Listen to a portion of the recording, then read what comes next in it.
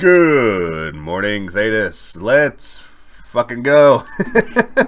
I am ready. I am joined by my wonderful co-host for today, and that is... Hi, I'm Asia. I am Eirin. Hi, I'm Luna. Alright. And we are talking about romances in Dragon Age today. Yay! Ooh, escándalo. I like how you surrounded yourself with 3 women. Oh, yeah. Oh, what can I say? Always the ladies, man. Good, man. Alright.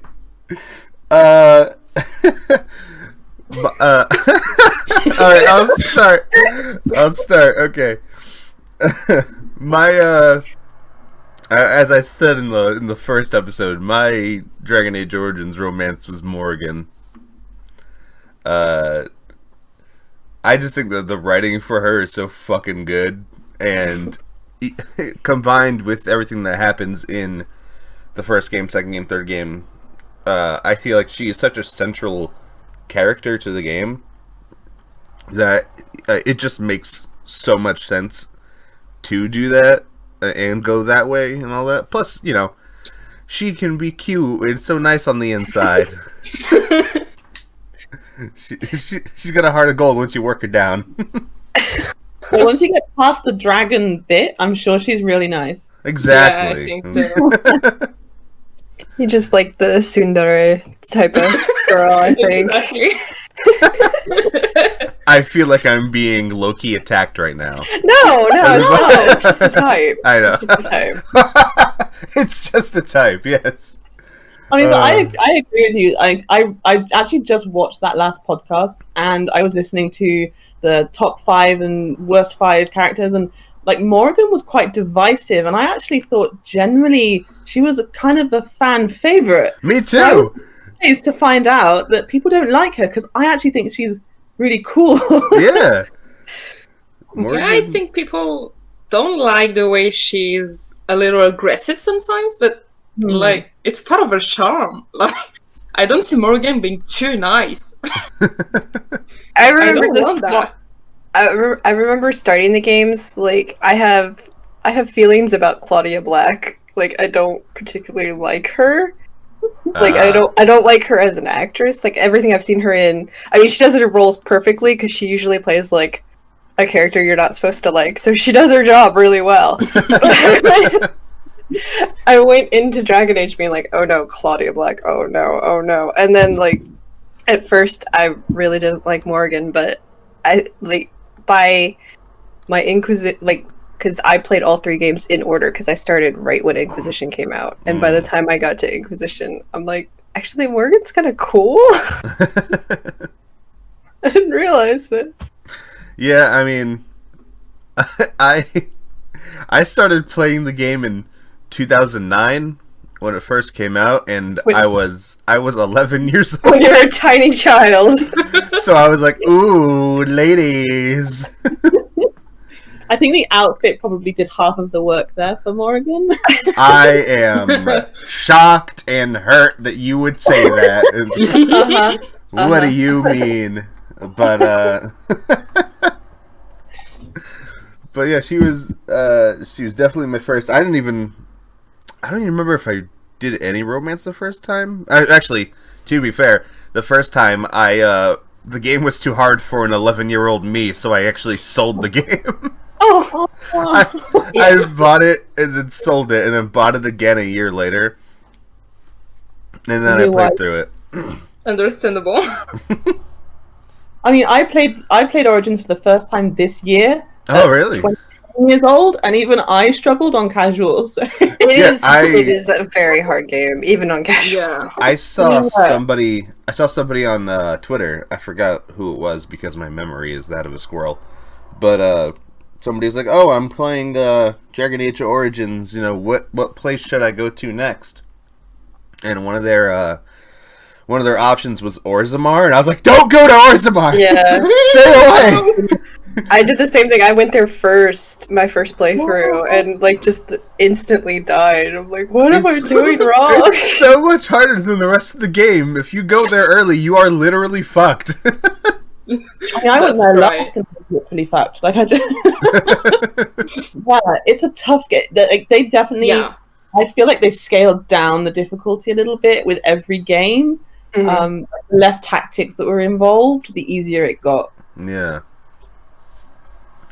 Oh boy, it just gives me those flashbacks every time I think about it. The Darkspawn, they're coming out of the walls, and I'm just getting my ass beat.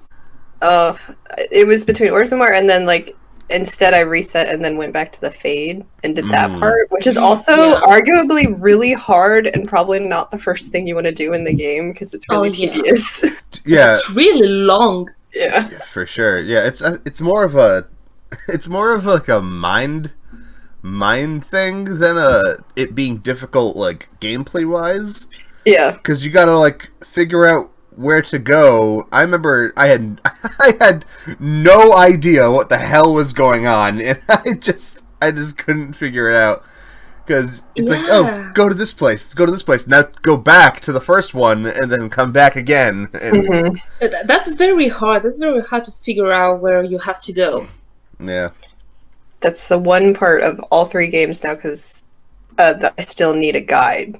Like the rest of them, I'm fine. It doesn't matter. I know what I'm doing in the games, but anytime I get to the Fade, I'm like, okay, and now I open up a browser and I need a guide. I flip-flop on that because sometimes like I said, I have the memory of a squirrel, but sometimes it's very selective and I know exactly what to do, and I'll get through the Fade in absolutely no time, or I'll be like, okay, I remember like a quarter of this, and then the rest is me just banging my head against the wall. Like, what the fuck is wrong with me? Why can't I figure this out? At fucking 22, I still can't do it.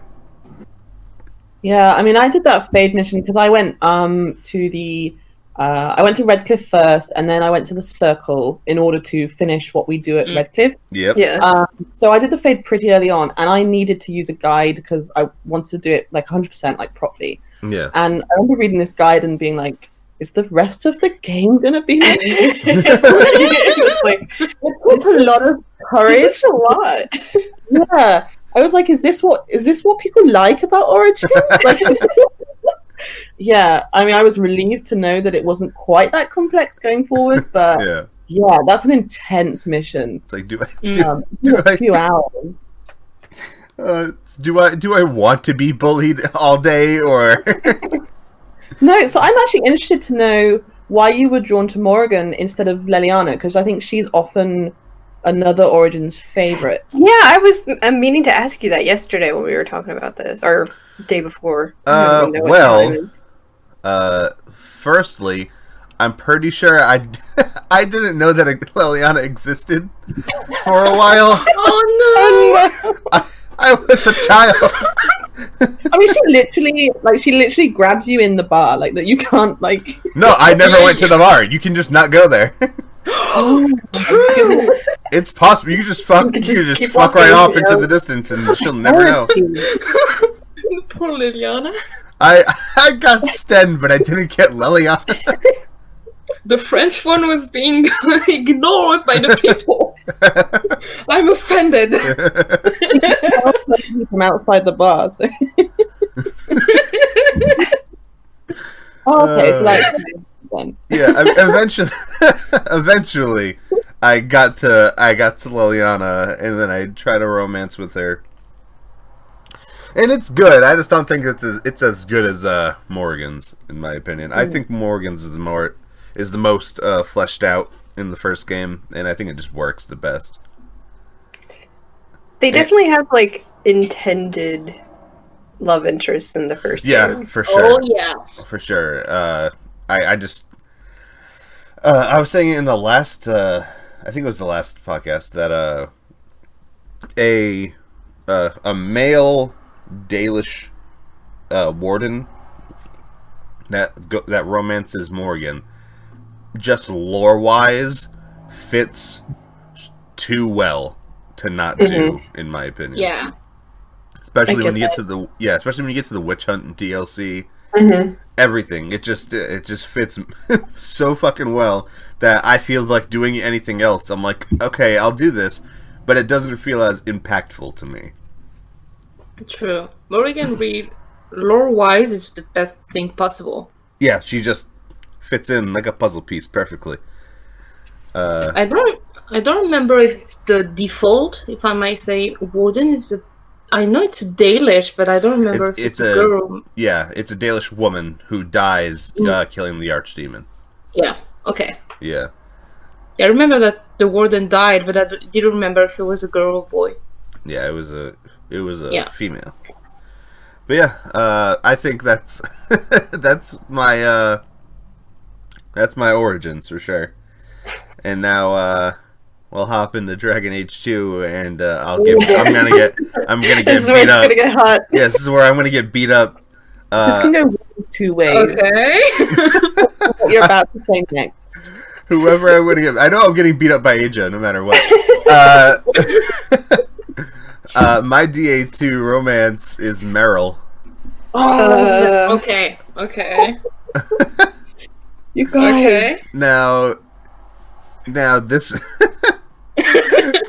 Alright, so first off, she's Dalish, which immediately, if there's a Dalish companion, it's the lore, I can't, I need the lore, so immediately... I mean, that's why I eventually romanced her, so I will give you that. Yeah, so immediately I was like, okay, I need to romance Meryl. And on top of that, she's a cute little bean, she's adorable, and I like her a lot, and I'm pretty sure that my first couple playthroughs I did romance Isabella, but this is like deep rooted, like how I grew up that determines this. But I was like, yeah, I like Isabella a lot, and she's real hot, but I just don't like the thought of her going off and being a pirate with somebody else. I'd like my lady to be with me. Yeah, okay, see the idea. Yeah. Fair, I think. Maybe. I don't know, I'm weird. That was just me as a child. I've gotten older and wiser, but still, I just really like Meryl. It's just hard for me to pass her up. She is too cute, too adorable, too sweet, and I don't know. Now, Aja commenced beating me up. No, I'm not gonna beat you up. I've presented my face. Now punch it. I know my feelings for Meryl are out of the norm, so it's okay. You don't like her either? I do not like her at all. I'm really like her. between. I think I don't like her very much, but I'm not 100% against her. I just ignore her during my game, and that's all. Yeah, that's pretty much what I do now. Damn, I'm fucking in a corner now. She's cute. I don't know. She makes me uncomfortable. Yeah, I get feel like she's cute and a bit like naive about the world, and that's kind of cute, I guess. But no, I found her like so annoying that I actually just stopped taking her out. Yep. I'm like, I wouldn't even do her personal quests. Like, I wouldn't turn up. I never heard her in her home. Not interested in seeing what you're doing. I did a quest, but first of all, I remember playing my Warden as a mage, and I'm like, I don't want blood magic in my house, never. And then I saw Meryl, I was like, bad idea, really bad idea. So I was a little turned off by that.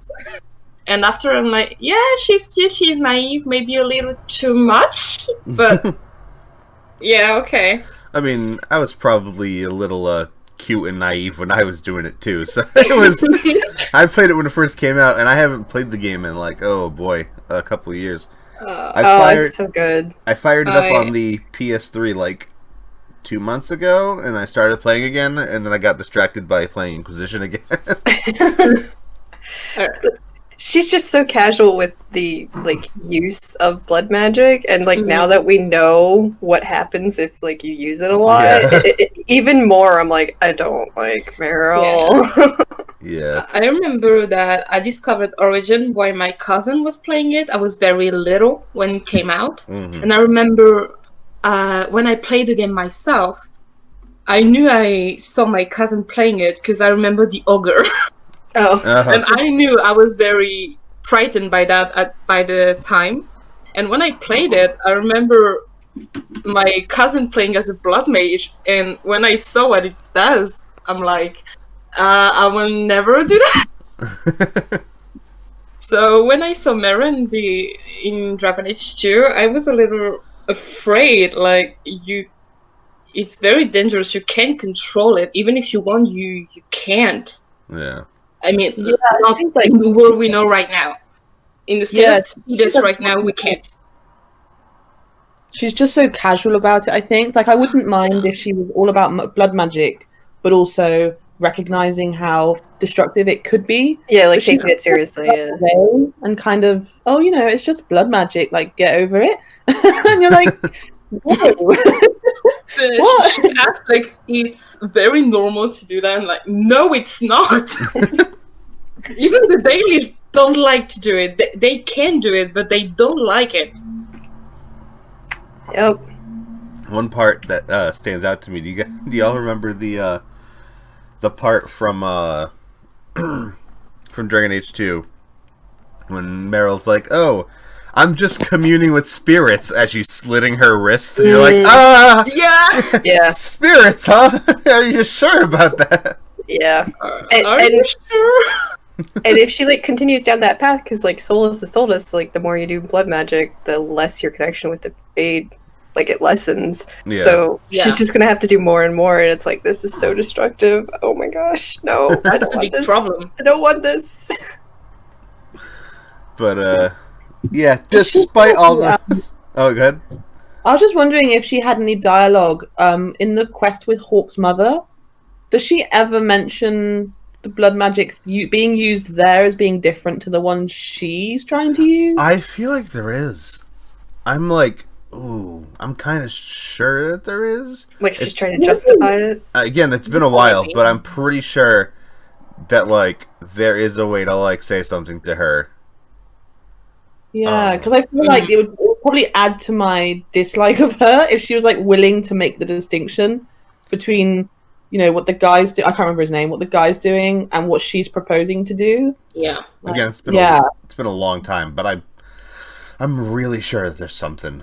Yeah, there's got to be, right? Like you couldn't not. Yeah. All right. Well, on to my Inquisition. I promise. You definitely have a type. I'm just saying. Damn. Yeah. I've never been told that. Predictions. What's my type? You like the Tsundere, because like I know who your Inquisition one is, and it's the same type of thing. I feel like Meryl is Meryl isn't. Meryl isn't. That's true. Yeah, it's Cassandra. Oh wow! Big shock. This is what I'm saying. Well, a little reminder that when you play a male Inquisitor, you don't have many romance options. You don't. You really fucking don't. Yeah. I don't know why. You have Josephine or Cassandra, so... and Bull. And Dorian. Like, if you want to romance a female, then you don't have any. And you have Eirin Bull too, but... Yeah. Female Inquisitors has way more romance options. If you want the most romance option ever, you play as a female Lavellan and you have almost everyone. Yeah.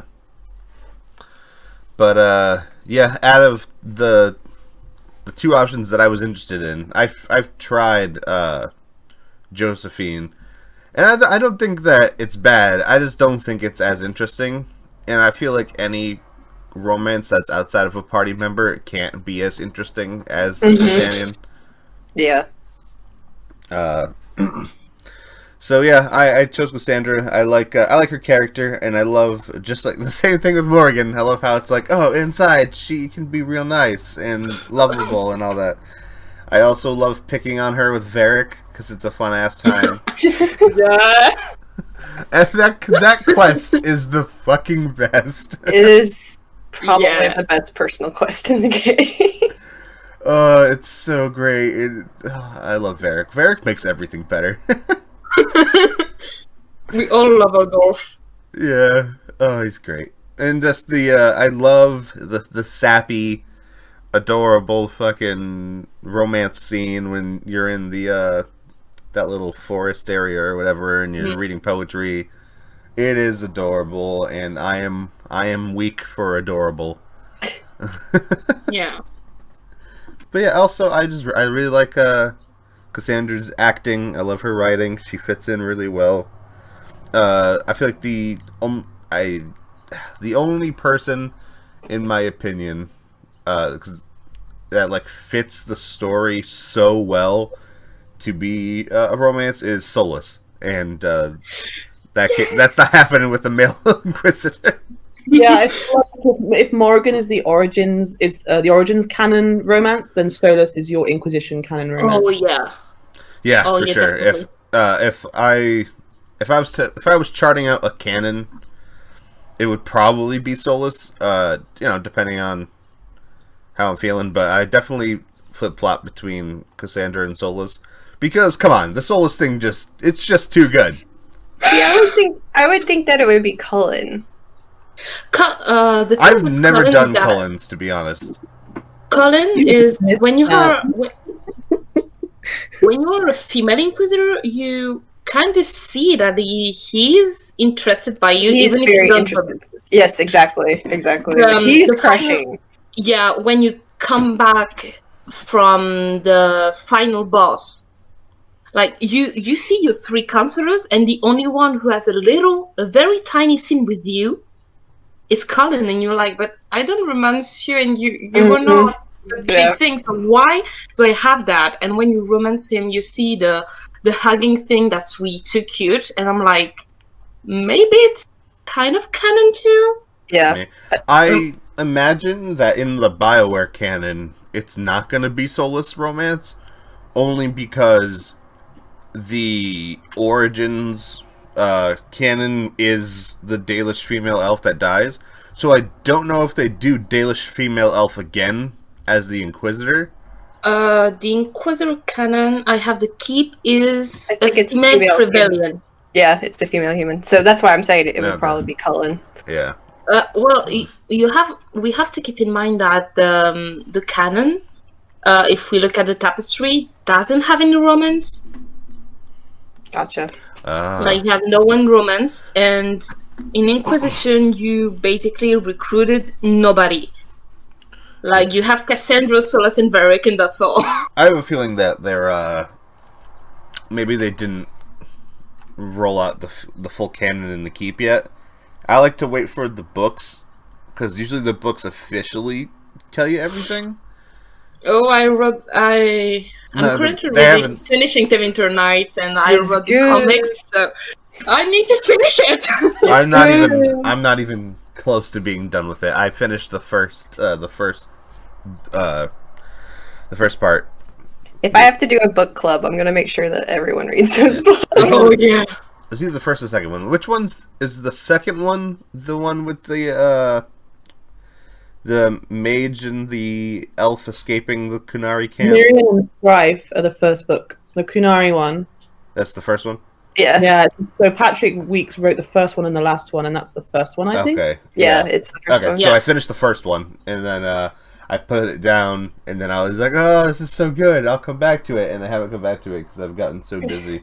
I've been doing literally everything else. Yeah. I had mixed feelings on Winter Nights, maybe controversially. So, I won't say any spoilers. I read all of the other books literally within a fortnight, every single one except the comic. I couldn't put them down. I couldn't get them fast enough. I was just obsessed. And then I got to Winter Nights, and then I really enjoyed a few of the stories in there, but some of them I really struggled to get to the end with. It was a weird experience, and I don't know if I hope you enjoy it more, them. But I had the same problems in it. It's not just you. Writing was kind of slow. I didn't really buy into the characters, so for me there were some like standout books. The first one and the last one are two of them. But yeah, I enjoyed the first one as well. But yeah, stick with the books if you can. But that was just my personal experience to Vincent. It's worth reading for the Crow stories. Like, the Crow stories are really good. I've heard that it's really good. I've heard a lot of good things. And you have a lot of lore inside it. Like, you have a lot of hints about Dragon Age 4, and I'm kind of digging into that for this. But if I have to pick one Dragon Age book that I love, I like the calling so much. And I was a little upset. Like, sometimes I closed my book and I was like, I want to punch you, Merrick. You piss me off. I have not finished the calling yet. Again, I've finished Stolen Throne. That's good. And Asunder. And the rest of them I've like read chunks of, and I just gotta go back because every time I start reading them, I'm like, damn, this is so good. I feel like playing the game now. And then I play the game and then I forget to go back. Stolen Throne made me replay Dragon Age Origins. I still killed Logan for some reasons, but I understand him a little more. So even if I don't excuse him. Changed my entire opinion of Logan. Like, it completely 180'd when I read that book. Yeah. Like, I have this thing. Him after Origins. Go ahead, sorry. Sorry. I was just saying that I hated him after Origins because I didn't like really know much about the lore or whatever. So I just saw this like, betrayal, and I was like, who is this like asshole? And I looked forward to the Landsmeet, and then I could, have my justice, and that basically became my only goal. See him suffer. And then I read A Stolen Throne, and I was like, man, like he ended up being one of my favorite characters in that book because like him and Rowan were done wrong. Like, I just wanted them to be together and to be happy, and that I'm glad I read that book for sure. That's why I make him my warden now. So. Yeah, that's why he was on my top 5 list. That's why now he's always my warden as well. It's either him or Shroud. I hop in between them, but it's mostly been Logan lately. But my biggest problem with it is that I can't go back in Dragon Age Origins and do it myself because I can't bear Alistair getting angry with me. He gets very mad. I know. Oh god. It's understandable. Like, I understand his feeling because Logan killed his brother. And kind of betrayed Marek by this, and that's why when I read The Stolen Throne, I really like Logan in it, and I really like Logan writing. It's insanely good, but I'm still killing him like. He kills Kaelin. Yeah. I want the redemption, but Alistair getting mad at me, I can't stand it. I can't do that. Yeah, I can't play the game personally and do it, though I'm like, the keep takes away all emotional impact, thank you. I don't have to experience getting yelled at. I mean, honestly, it is very entertaining to make him the warden and then play Awakenings, because, like, then he just randomly shows up and he tells you that he's working on Orlais now, and it's like, haha. Yeah. I love it. He's the most unlucky character, let's say. Yeah. I also, although I don't like the idea of Alistair getting upset and yelling at me, the reason I make Logan my permanent Grey Warden now is because I do like a level of tragedy in my stories. So I do like the thought that after all of that the Warden, the Grey Warden and Alistair had a little bit of a falling out over that. So there is a little bit of tragedy, because I know Alistair is like, fuck you, like, I don't even know if we can be friends anymore. And then becomes a drunk. Yeah, I don't go that far. I still make him king. Oh, man. I only learned about that 2 weeks ago, and it broke my heart. Yeah, I didn't know about that for the longest time either, because I'm not a monster.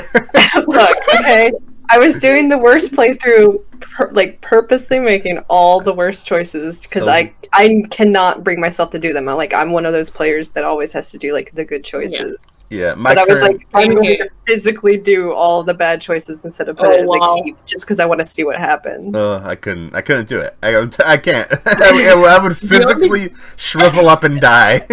The hardest part was drunk Alistair. Although, like, to be fair, when you actually encounter him, it's mean, but it is kind of funny because he just is like, it's all Morrigan's fault. Everything is Morrigan's fault. Even if he's not a drinker, it's always Morrigan. Right? It's like, it's not Morrigan, honey. I'm sorry. and Tegan does find him. Like, if you keep talking to him throughout Dragon Age 2, Tegan's like, here, why don't you come with me? And so, like, I like to think that Alistair does have a good ending. Yeah, hopefully. My canon thing is Logan survives and Alistair marries Honora. So that's what I've been keeping as my canon. Anyway, I have finished my options now, and we can move on. Aja, would you like to go next? I mean, I could. None of them are going to be a surprise.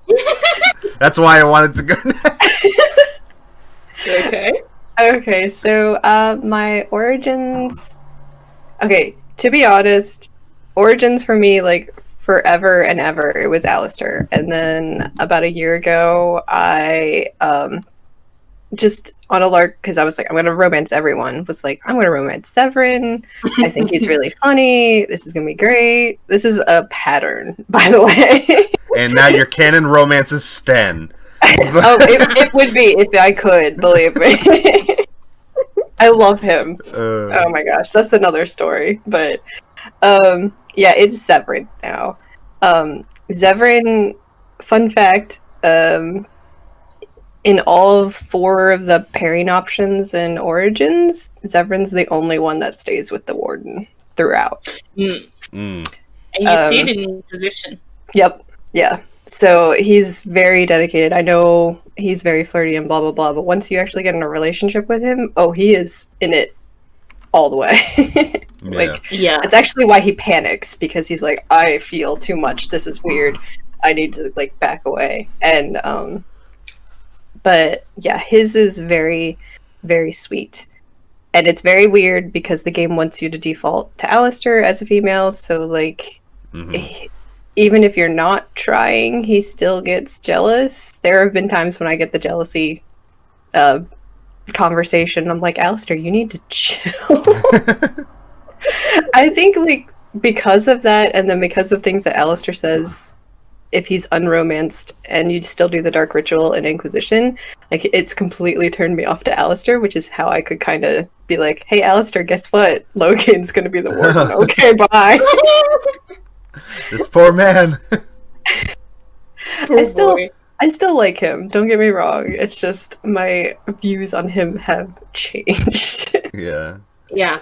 When he's not romance, he can be very childish. Yes. If I might say. Well, technically, he's a child. He's what, 19, 20?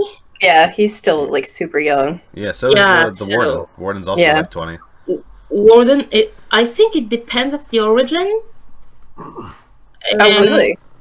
Oh, I think I've heard that too. I think the mages are a little younger, so 1 year younger, if I remember well, and the others are kind of the same age. And I don't know if the dwarven wardens aren't a little older than him. Yeah. I need to read that. I think the dwarven ones are a little older. Yeah, I remember reading this a while back. There's definitely some varying age, but it's all like between, I think, like 18 and slightly over 20. Gotcha. Yeah, 20, 22, something like that. So. Yeah. But just picking up on the like you say you switched on Alistair once you had romanced Severin and you've seen a different side of Alistair, and this will like continue to impress me with Dragon Age games, is that you can have such a vastly different experience of a character based on even the smallest decisions you make, and like almost no 2 playthroughs are the same in that regard. And I just like, it just blows my mind every time that you can have such a vastly different outcome, and you can see a completely different side of people based on your romancing, your dialogue options, and things like that. Like Zevran, for example, I didn't like because of his constant innuendo, but I have heard that he is like a real softie and actually a really nice guy if you romance him. So yeah, it continues to just it blows my mind that the characters are that nuanced and they're that sort of multi-dimensional. That we can have those experiences. It's just really cool.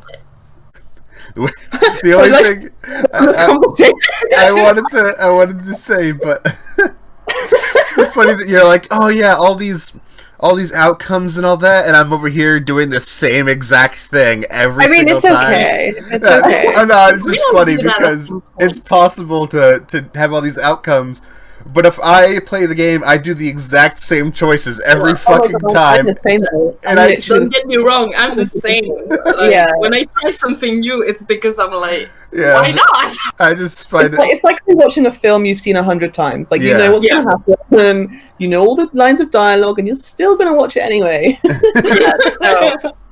That's actually how I ended up romancing everyone in Origins and Inquisition, because I had gone through the same romances so many times that I'm like, I should try something else, see what happens. I did the same with Zevran last week, something like that. I finished it last week with Zevran.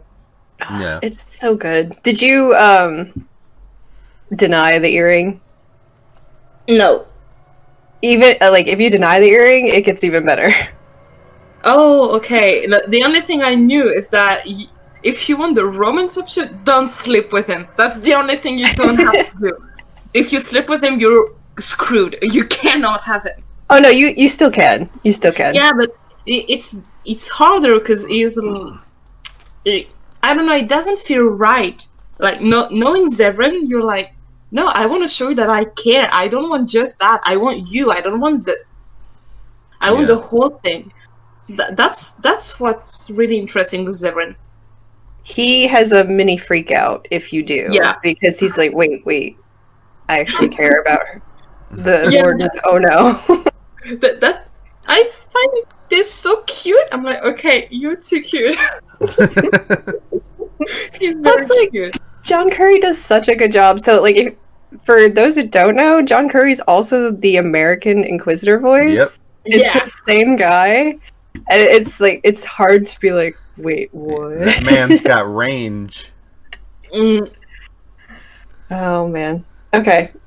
I will go on to Dragon Age 2 and not shock anyone that my favorite romance is Fenris. Yeah. Yeah, as expected. Yeah, we had a long conversation about this already, but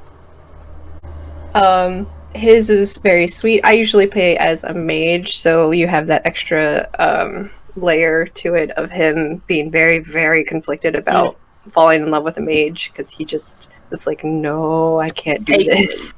Yeah. Plus, it gives Hawke another perspective on things, where Hawke's been fearing the Templars for his or her whole life, and then Fenris comes in and is like, no, you need the Templars, and it's a good dynamic. Yeah. Yeah, I get it. It's a good little dichotomy. Yeah. Plus, by the third act, he gets... because Anders is just still constantly trying to flirt with you, he gets very protective, and it becomes very funny. Oh, yeah. Yeah. I heard there's a way you can set it up where you either have a romance scene or you sleep with one of them, and then you can go back to the other, and then the banter that follows is really funny. And they make comments about basically sloppy seconds. It's oh no. I would find it if you can on YouTube or the wiki or something, because it's literally the best. They will make jokes out of each other. She came to my bedroom first, stuff like that. Oh my gosh. Oh boy. I don't know what you have to do, what specific decisions you have to make to arrive there, because I haven't done it myself. But it sounds quality. I know there was something similar to that, because my first playthrough, I actually slept with Isabella first, and then got ninja manced by Anders and was kind of trapped. Oh boy. Uh-oh. Well, because like if you try to shut him down, like Hawk literally says like after they've been together, like I'm gonna go get a sandwich, and I just felt bad. Like, okay, I'm gonna reset and not say that to him, and then it's like, oh boy, now you're locked in this romance which you can never escape. It's like, I go, Thanks. hey Anders, Thanks, go Anders. fuck yourself. Yeah, Anders can go get fucked, and not in that way. But yeah, like you mentioned about like the weird sort of mage hawk Fenris relationship and how the conflict comes up with Fenris in a romance with a mage hawk, and I guess I wanted to see some of that with, and I'll get to it later, but with a Cullen and mage inquisitor. yeah, it's just one conversation and then that's it. Yeah, he's so open and ready for a mage relationship, given what happened like less than 10 years prior. I would have loved some of that Fenris stuff to feed into the Cullen romance and Inquisition, because I think it's a really interesting dynamic to have kind of a mage hater romancing a mage. I think that's really interesting. Yeah, I remember that I played as the elven mage in Origin, so I saw Cullen. I even used the mod for the Cullen romance right now because I need that in my life. Like I needed that. I needed that for my character lore. That's perfect. And I was a little disappointed when I saw that Cullen was so accepting about a mage. Like, dude, that was rude. Like, I saved the mage and let the temple die. Like, dude, you're traumatized. Like, you cannot accept that easily. So there's the little thing I have to say about Cullen's romance in Inquisition. I kind of wished that was a little more like Fenris. Yeah, I totally agree. I had actually not played either of the two games before I played Inquisition, and I was a mage inquisitor, and I romanced Cullen first. So I didn't know that he even had that background. I didn't even know he was in the other games. And then I was reading into his wiki, as you do when you like immediately fall in love with someone. Like, oh, he's at the tower and he's tortured. Oh, he was at Kirkwall and saw all that stuff that happened. And I was like, he was easy. Like, how did he put up no resistance to a mage inquisitor? He was ready to go. He has put all of his trauma aside. He is quite happy to just, and I found that once I read about his backstory, I had the same feeling. I thought there should have been more, at least, if not pushback, just more conversation. About just his like past, trusting you. Like, just this one conversation of him being like, hey. Because, like, when you try to bring it up, he's like, I don't want to talk about it. And it's like, okay. After I just say that, did I give you this impression? Of course I have. Yeah, but you didn't. And that's the problem. You should have done this. You should have given me this impression. Yeah. He should have expressly said, I don't trust you. I don't want to romance you. You know, just something to indicate that whole, all of that development he went through in Origins and 2, like, meant something. But because we get Inquisition and he's so easily romanceable, it's like none of the previous events mattered in his character arc, which was missing for me. It sort of missed the mark slightly. I think that's also... So I'm not 100% sure, but that's maybe because he saw that the Templars aren't perfect either, so he's maybe a little more balanced with his opinion. Yeah. But again, we don't really have this impression in Inquisition, so that's why we're missing pieces there. Yeah. I guess, the Dragon Age 2 Hawk is canon mage, right? Yes. So presumably he's sort of formed that friendship over those sort of 6 or 9, I think he's been there 6 years. And so maybe that's part of his, I don't know, how he's more able to trust a mage nowadays. Nowadays, like it's right now. In real life. So I'm thinking maybe because the Hawk in DA2 is canon mage, perhaps that's part of why he's so accessible as a mage inquisitor. All right. Yeah, that so was good. last one, again, unsurprised by anyone, is my favorite romance of Inquisition is the Iron Bowl. Yeah, hashtag ride the bull, yeah. baby. Yeah. Okay, Ride the bull. Here's the thing, though. I don't like. That's not why. Yeah, I know. I just like saying Of it. course. There's, as I explained on the previous episode we did, I did it on a lark because like I was trying to romance Soulless and it didn't work, and I'm like, well, I'm halfway through this playthrough. I'm sure Bull will let me romance him. Blah blah blah. It won't take that long. But there's the second romance scene that you get at the end of the game, like right before you fight Corypheus. Depending on how you, like, which interactions you choose, can become like one of the sweetest romance scenes of the game. Because if you bring up like, hey, thanks for like being with me and blah blah blah, and you know, if I die, like it tears him apart. Yeah. Yeah. More so like it's on the level of Cullen being like, please come back. Oh my gosh, I don't know what I would do if you didn't come back. Yeah. And like you never see Bull like that broken. Like he literally katoes that conversation. He cuts you off and he goes, Kato, I can't talk about this. You're coming back. No. And like that hit me right in the freaking heart. Yeah. I have to look it up and look at the romance because I've only seen the funny part. Yeah, there's a funny interaction where like the Inquisitor would be like, "Oh, I thought we were gonna get married," and Bull like freaks out. But I've seen that one. that one's really funny. But like, if you do the like, if we don't survive this, like it breaks him. And then if you take that into Trespasser, like he is not doing well watching the Inquisitor like slowly die. And as Trespasser goes on, his tone of voice becomes a little bit more like worried, to the point where he even like says he starts using words that he only uses in private, and yeah, it's heartbreaking. But it's so good. Yeah, he's an excellently written character, and I love it.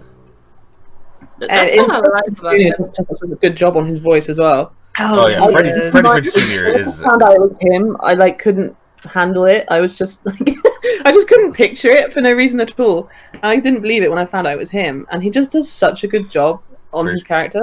For sure. But while we're still at the voice actor, I was currently playing Mass Effect 3 again, and seeing Vega was like, okay, just give me Bull. I don't care about Vega. Just give me the real Bull. Like, wow. There's a reason why Jimmy Vega is always at my party in Mass Effect 3. He's too funny, and and now I can see the real thing that made me think about Bull in Dragon Age. So I always take it with me. It's funny because Freddie Prinze is also in Star Wars Rebels as the main character, and as that story progresses, the character Kanan, like a lot of stuff happens to him, and as that happens, like the Bull voice slips more and more into his character. Yeah.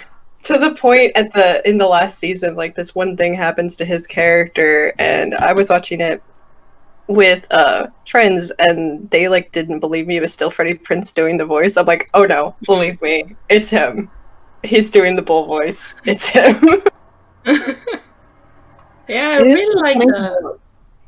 Have you seen the there's like a behind the voice acting documentary on YouTube. It's like 3 minutes long, and they interview Freddie Prinze Jr. and there's like some clips of him doing it in the studio, and it's just so interesting. And I think he says he's a big BioWare fan. Yeah. So he was super hyped to get involved in Inquisition. But yeah, his voice acting was amazing. Like Bull's just really good, and Yeah. there's like the range he can go from kind of quite morbid or quite, you know, serious, and then like some of the banter is just so good, and the writing, you say, is amazing. I think they got Bull exactly right with how they wrote him. Yeah.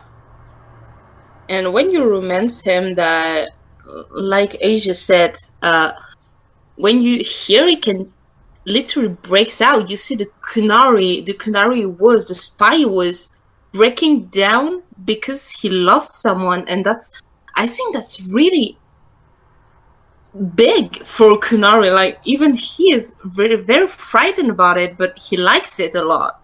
Mm-hmm. Like, he literally doesn't know what to do because they don't have that kind of relationship in the Kunari. And he's like, I don't know how to deal with this, but all I know is you have to come back. Yeah, he said, I think he said that the Kunari doesn't really know love because that's not what matters in the Kun. Yeah. Well, they love their friends, but they don't have love or sex for love. Yeah, they kind of just procreate, right? It's not for romance. Yeah. I haven't yet done an Inquisition playthrough where I romance Bull and sacrifice the charges. That's what I'm doing right now. It's no.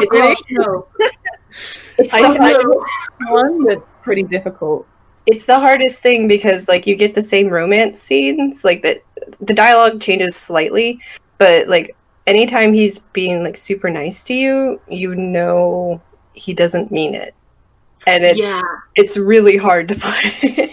Because crazy. Yeah, you can start to doubt what he tells you even when you don't sacrifice the charge. Like, yeah, but are you really loyal to me right now? Because right now I don't know. Mm-hmm. Like, you won't know until Trespasser, and he tells that it's all like yes or no. But I remember my little brother going into Inquisition, and he wanted to make a Dwarven Inquisitor, a male, and I was like, okay, with your romance you only have 3 choices, so that's not big. He picked Bull. I mean, I was laughing I was laughing so hard, and he sacrificed a charge because he wanted the military option, and the Trespasser was so mad. Why does he betray me? You killed this man, you dumb. Of course he doesn't trust you. You killed the thing that was keeping him, or like that was making him start to question the Kun. Like, you can't take that out of his life and then have him not stay with the Kun. In fact, I think that when you kill the charge, you kill Iron Bull, and you only have the I don't remember his Kunari name. Hisrad. Yeah, thank you. And when you choose to save the charges, you save Iron Bull. So I think that's the feeling I got, that you killed Iron Bull if you sacrificed the charges. Mm-hmm. It's true. It's absolutely true. And after Trespasser, I cried. Yeah, definitely an Inquisition, just because it's the one I remember most easily. But there's always like this question: if you could relive moments in like games or movies for the first time again, which ones would it be? And there are a lot of Dragon Age moments that I would love to experience again for the first time, just because, I mean, for me, a lot of it was actually spoiled before my first ever playthrough. There's a number of things that happen where it is like genuinely shocking.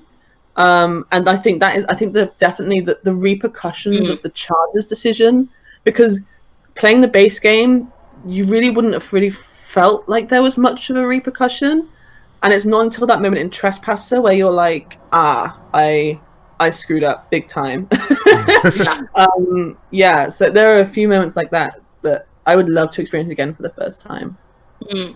Like, for me, I'm looking forward to Dragon Age 4 in that regard, because I know they're going to fill that game with like similarly difficult decisions and similarly serious results, and I am just so hyped for being like shocked and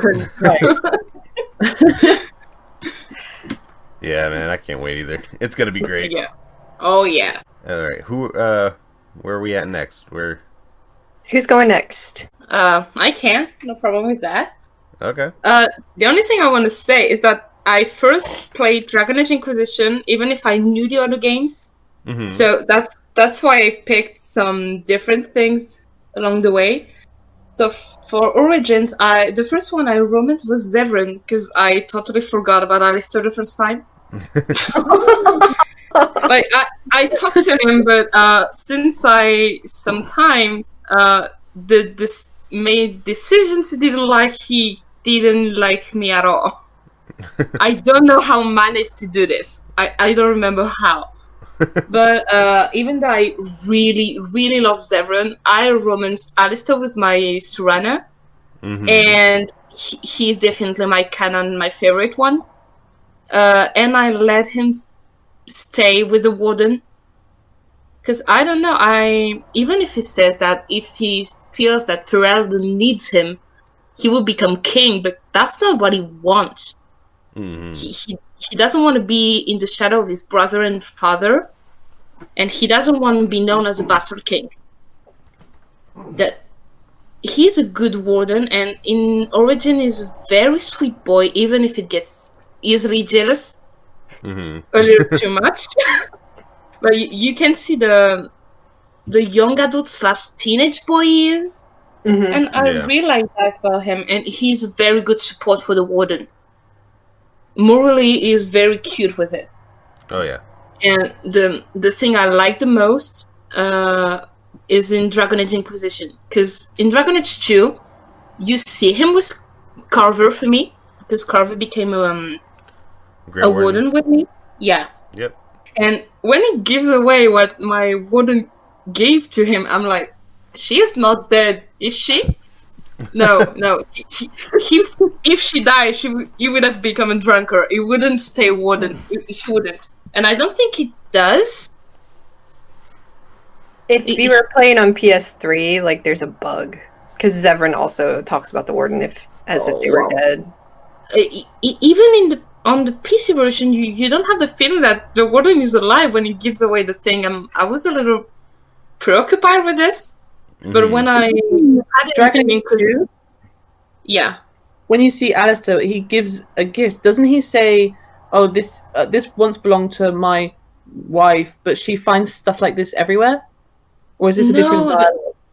That's that one. That was something from a dear friend of mine. He doesn't say he romanced her. That I remember. I don't think he says it. I think it's just a bug, like a flag bug that you have to have one of the. I have this all the time I'm playing. Like I'm like, you romance her. She's not a friend. Like she's not your friend. You stay the warden for her. Yeah, I don't know. I've never had that because I've never made a Dragon Age 2 thing where I've romanced him. I've romanced Alistair, but I've never gone into the second game with that data. Yeah, since it's my canon for me, that's a little normal for me, and it makes me laugh because since I made a Serana and that in my head my Serana had a crush on Cullen, I'm like, she has a sweet thing for Chantry boys. She has something for Chantry boys for sure, because Alistair and Cullen are a little similar in some ways, so it's kind of cute, especially in Origin. Okay, that's basically the same kind of character. And that's also why I killed Logan, because since I was an elf and that I didn't know I could be queen or I couldn't be queen, I was very upset about it. And I was like, okay, and after I read the Stolen Throne, I thought I could change my mind, but when I saw the old picture with Logan, I was like, okay, I will try something. I will see if I kill him or not. And after I just thought about Alistair and was like, okay, I will kill him. I can do that. But I do it with a duel thing, and I make Alistair challenge him and duel. Like, to me, at least he does. I don't want to execute Logan because he doesn't deserve execution. At least he dies with honor, kind of honor. So that's, to me, it's better at least this way. But I would have recruited him if Alistair was nice. And in Inquisition, the way he talks about the Romance Warden, just oh yeah, it's heart wrenching. My love would find a way. yes, she was. Oh my gosh! But you should have come with her, like Zevran did. You should have been there. I love how all three of you at the same time squeed hard as fuck. Like, ah! Zevran! Yeah. He's too sweet, and you see how much he grew up in 10 years, and that's amazing, because right now, the Alistair from Origins would never have speak up and say, I don't want that with the Warden, especially not alone.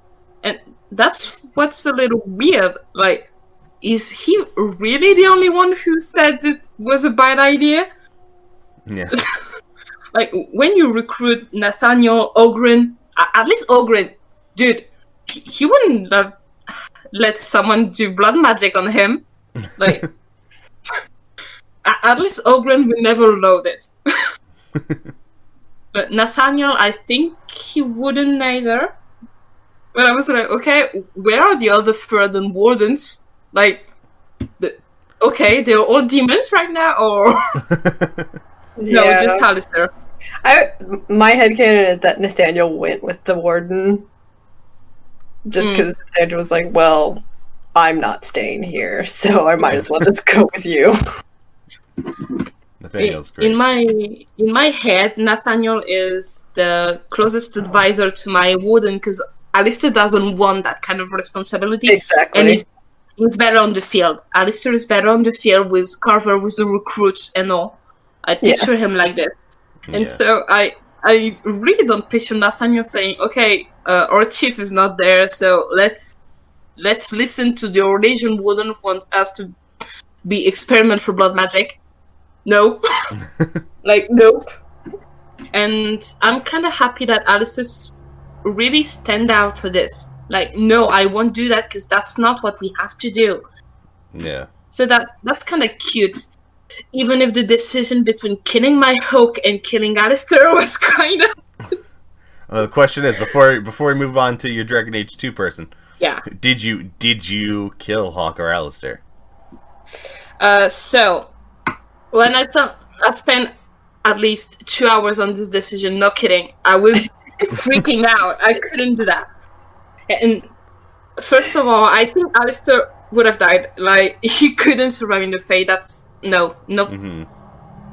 Even if I know that the comics canon is also canon when Alistair is a warden, because he says it in the Fate. Mm-hmm. He said he saw his father, so he can.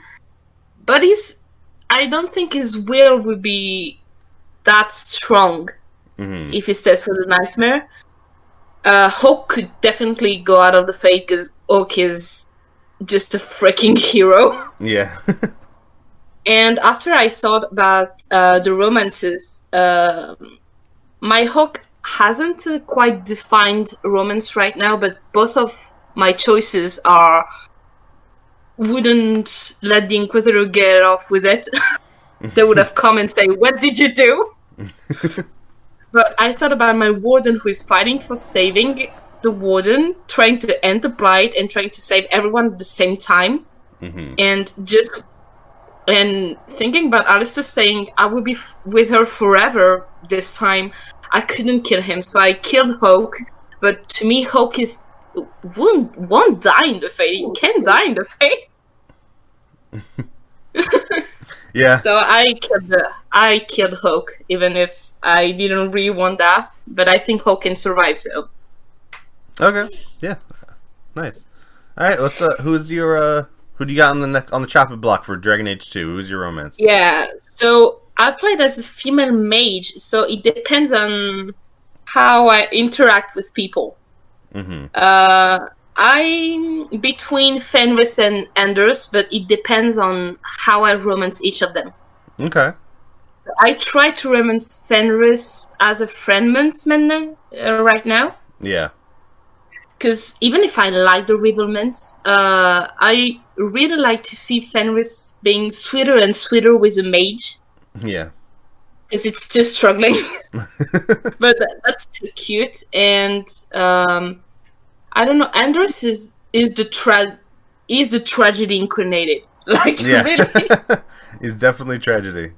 Yeah, he's all the bad thing that could happen. And I kind of like him for that. Especially since Awakening, you see, he doesn't have bad intentions, just that he thought he could do it and he just messed up because he didn't listen. Yeah. And also because the warden should have let him keep his cat. They just let him keep that cat. So many things would have been solved. He would have been fine. Yeah, I was like, why my warden didn't let him keep his freaking cat? She gave it to him. I don't think she's the one that made him lose it. I think is the She was still the commander. Yeah, but she went off to go do her own thing. So I imagine it was like during that timeline they made him get rid of it. Because he fled not really long after she departed, I think. That's something that's really... That's why I usually romance Fenris. It's also because in Awakening, I noticed... So I don't know if it's only the French version of Awakening, so maybe it's that. But when you have the maximum affinity with all your party members in Awakening, you have Nathaniel, who is good friend, I think, in French. I think it's that. And Anders doesn't have the same title under it. It has love. And I don't know if it's the same in English. I would have to check that. But when you check the affinity, he's in love with the Warden, even if he doesn't say so. In French, that you see love right in, and I was like, "What? Like, what? Like, okay, you know that my Warden is already taken by Alistair, right? Like, no." French BioWare is trying to sneak in some stuff there, huh? Headcanon that Anders easily falls in love confirmed. Well, maybe they changed it, but I remember that pretty well. I was pretty intrigued by that. Like, okay, is he in love with the Warden? I'll have to check again, but I definitely remember this. Anders will love anything that has two legs. I think it's more Anders will love anyone who is in a place of power that can get him things. That too. Yeah.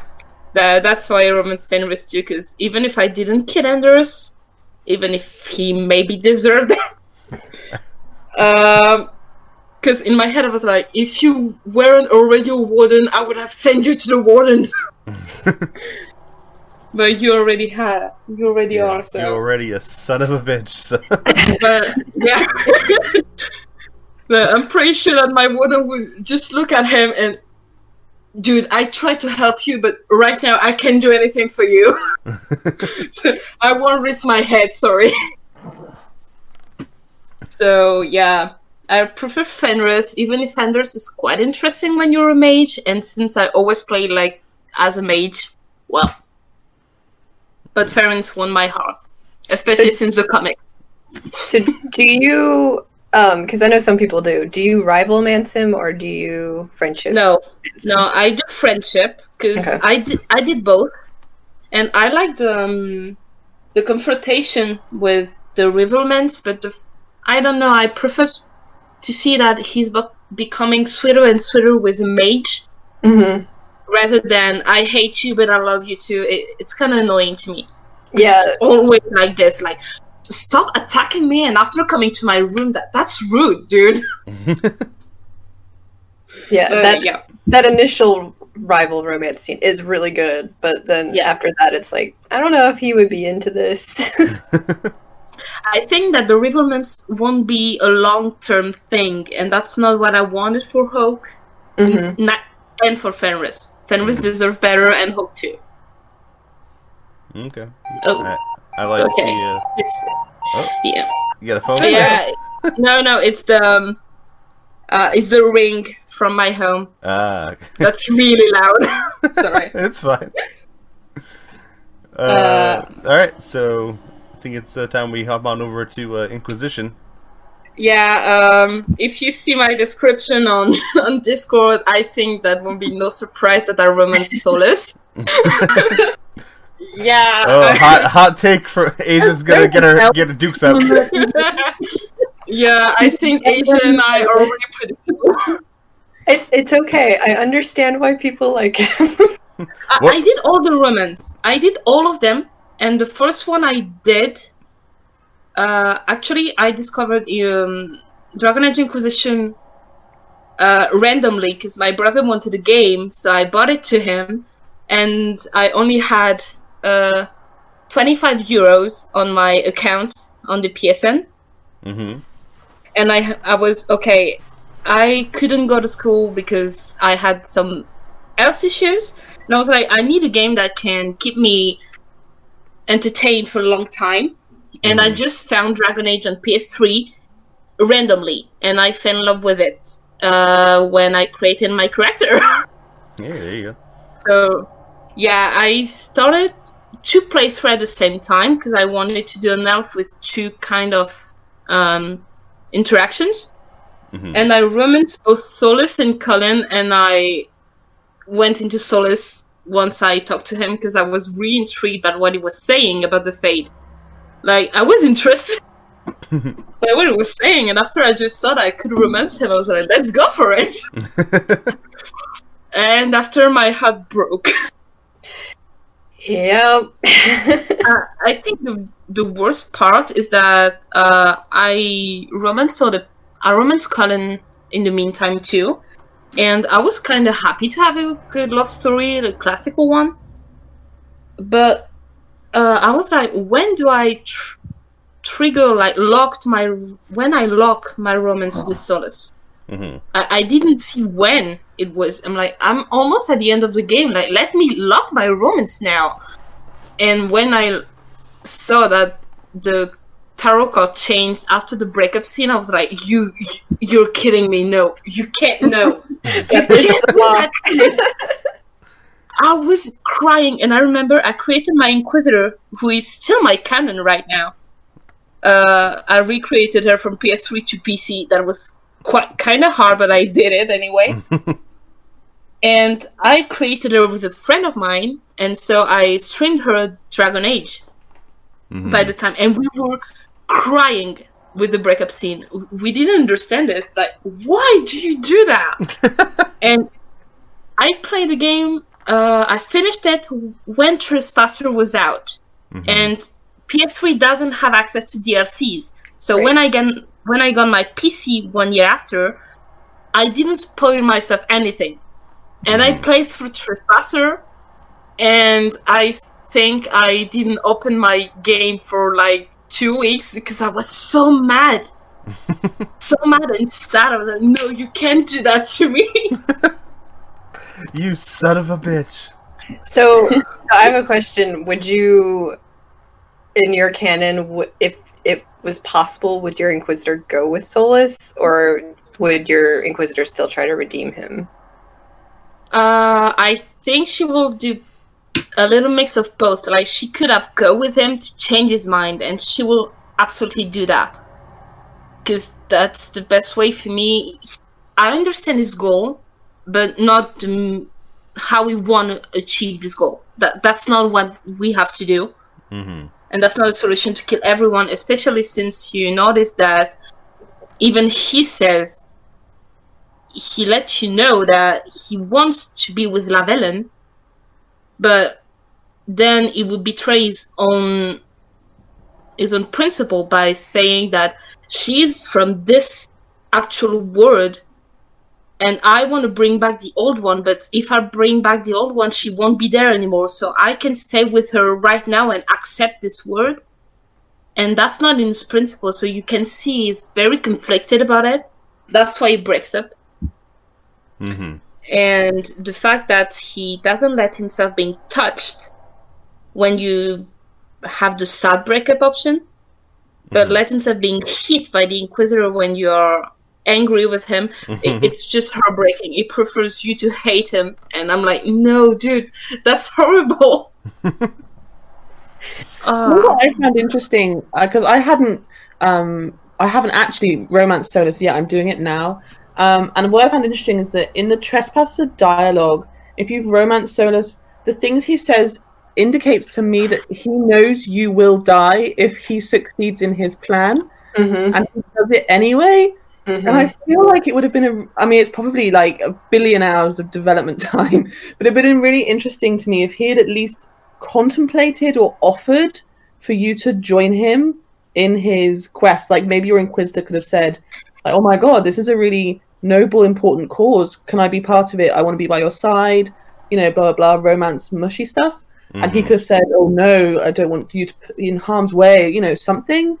I found it really interesting when I found out that he's basically quite happy. He's not only strung you along, knowing that it's like not going anywhere, but then he's like happy to confirm that you will also perish if he succeeds. I find that really interesting, but I don't know what the Soulless Romancers felt about that. There's not only that, it says also that if you come with him, you will die too. Like, he says that he's on the Durashiral, that's the journey of death. So I think Soulless knows he won't make it either. And he prefers the Inquisitor dying happily than dying struggling with what he's trying to do. That's what I think after what he said. So that's maybe the little gray zone I have. I don't really know what he meant for this. And I'm also very intrigued with his relation with Meryl, because that's really strange too. Mm-hmm. I really want to know about this too. I'm hoping we get lots of answers in Dragon Age 4, because I think there's a lot of Soulless-y questions that we will hopefully get answers to, because there's a lot of loose ends like that. I mean, you raised like the Soulless Mythal relationship, and that flummoxed me as well. I was like, why are these guys such best friends? Does she know what she's up to? Is she actually, spoiler alert, dead? Yeah. It was really interesting. Yeah, I hope anyway we get answers to those questions. I'm worried that some things will be left sort of for your headcanon to fill the gaps in. But yeah, hopefully we find out more. I think so. And I don't know how many people had this dialogue in Trespasser that was Soulless doesn't want to succeed. Yeah, he wants you to stop him. When you say I'll have to stop you, I will be happy to be wrong once again. And dude, so don't do it. Don't make me stop you. Don't make me do that, because I want to redeem you, but I don't think I can. I can. On the back of that, if you were given the option in Dragon Age 4 to redeem Soulless or to kill Soulless, what are you doing? I want to redeem him, because I understand his goal, but I don't like the meaning. Again, that's the same point than earlier. I understand what he want to do, but I don't like the ways he want to do it. But I understand, especially since you can see that the elves are just treated like shit every time. I'm interested.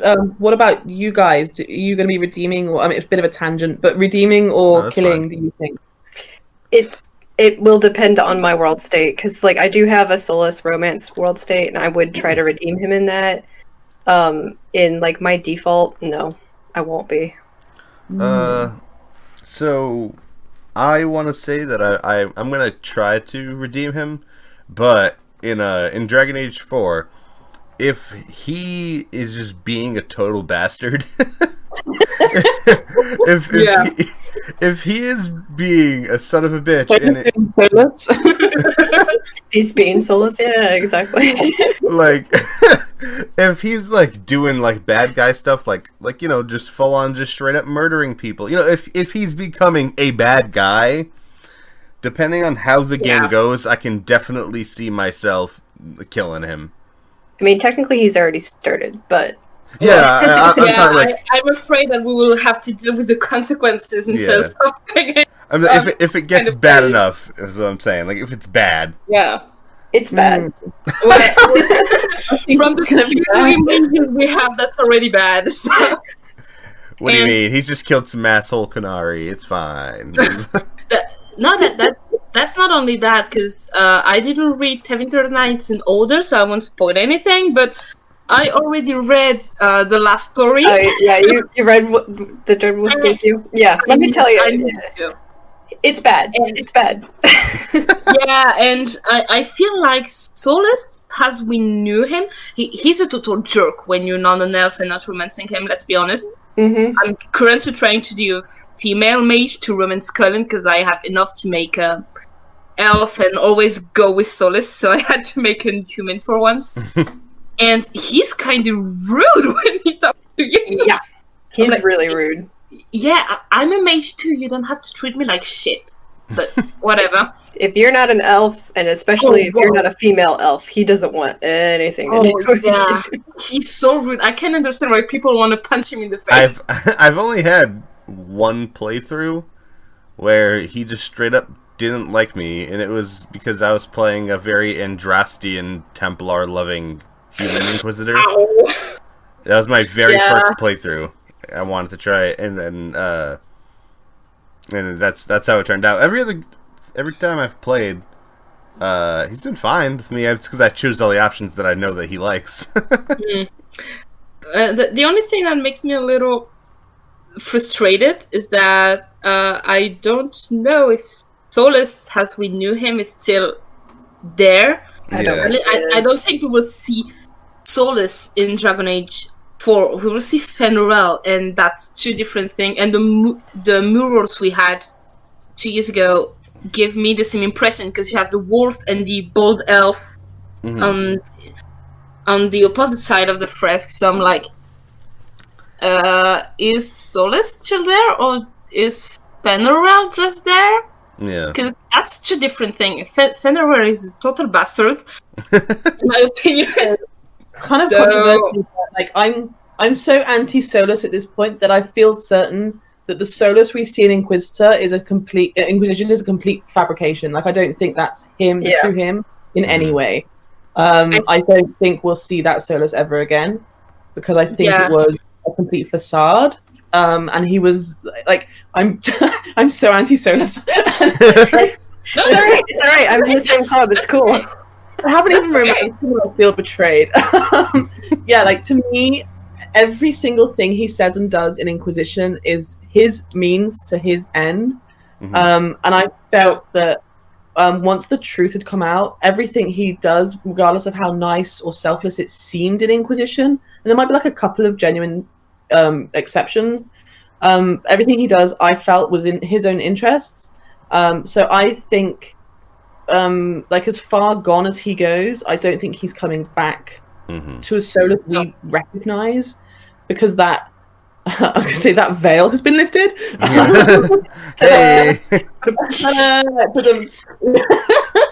Like that metaphorical veil has been lifted, and I think Soulless is too far gone now. I don't think. I think he didn't want to turn back. He wanted to turn back because he knew that's what his people wanted from him, because he messed up the first time, so he wanted to make it right. But that's what he wanted to do isn't right, and that was the danger with romancing a Lavalin. He was starting to see that this wasn't right, and he didn't want that. So he's really, in his mind, I know what I do is not good, but I have to do it because it's what I am. And that's the big issue I have with Soulless. Like, he doesn't like to see that he's wrong. He's wrong, and he knows it, but he doesn't want to admit it. And there's even, he does for a moment in, like, it's one of the conversations you have with him when he's looking up at the mural. And, like, he breaks for a moment. That's where the hint is, and that's actually where, in my first playthrough, I was like, oh no, like, I could see it coming. But I think like Meredith vibes almost. Yeah. Where he believes completely that his cause is just and correct, and there is no reaching him. So quite a lot of people will say they would redeem him. I struggle to accept that he is redeemable at this point. I think he's too far gone. Well, I totally understand, but I'm just like thinking about, we maybe have a Soulless and a Fenris, and I really hope we can see that he's really breaking up in two, not knowing what he want to do. And I had this impression with the breakup scene, because he almost told Lavalin, like, what I must tell you, the truth. Like, the way the voice actor, who is amazing, by the way, I love his voice, says the truth. You see, he want to tell you this. He want to tell you who he is and what he's gonna do, but he knows that if he does that, it's over. He won't do it. And also, he said that he was in slumber during all this time. So when you talk with Morrigan, the slumber is kind of weird. You have to have some people watching over you when you sleep. So, who was watching over him? Perhaps these people, since he seems to have already some kind of, I don't know how many agents he already have. Yeah, a lot by now. By Dragon Age 4. Yeah. You asked what the relationship between Mythal and Soulless was. Maybe she's been part of that. Mm-hmm. Maybe that, and I'm pretty sure he was one of Mythal followers at first. Mm-hmm. That's why he was so like, no, she wasn't like the other ones. She wasn't even Eurus. She also had slaves. So why she isn't like the rest? That's very weird. That's the part I don't understand with him. Mm-hmm. Like they're all the same type. If you say I had slave marking. If I had Mythal ones, I was still a slave of Mythal. So you can't say she was different if she acted the same way. Maybe she was nicer to them, but still, her own people were slaves to her. Mm-hmm. I don't know. So I like Soulless writing. Like that was very clever. For even sure. if you saw it coming, that's really, really cool. Yeah. Even if I was a little frustrated to not have my love scene correctly, because he and Josephine doesn't have this moment you're happy to see with every kind of character. Mostly happy to see what we look for. Yeah, especially since it implies that it already happened with the Inquisitor. I was like, give me this. I wanted to see this. Why did you give me this? That's implied.